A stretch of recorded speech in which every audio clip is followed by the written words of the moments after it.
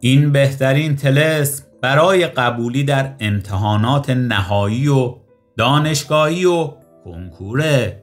یکی از مجربترین طلسمات برای آزمون‌های استخدامی و مصاحبه و قبولی در امتحانات گواهینامه رانندگیه. اگر در آستانه امتحان و آزمون و اینترویو هستی، اگر فرصت کمی داری، نتونستی درست و حسابی درساتو بخونی و آماده بشی، من ابو ادریس اینجا هستم.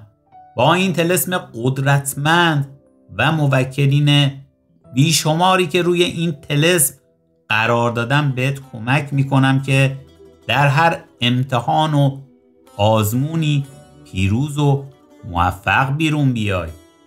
این طلسم برای افرادیه که هوش و حافظه کمی دارن، سطح یادگیریشون پایینه، نمیتونن زبان و درسی رو درست حسابی یاد بگیرن و حفظ کنن.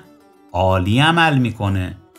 برای سفارش این طلسم و نسخه‌های قوی‌تر و بهتر از طریق این آیدی تلگرام @ابو ادریس یا واتساپی که در بایو قرار دادم با من ارتباط بگیرین.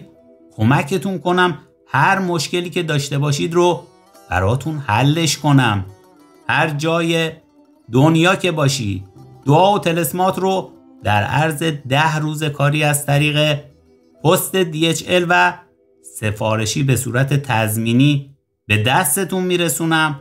من ابو ادریس شما رو به خدای بزرگ و منان میسپارم. خداوند یار و نگهدارتون باشه.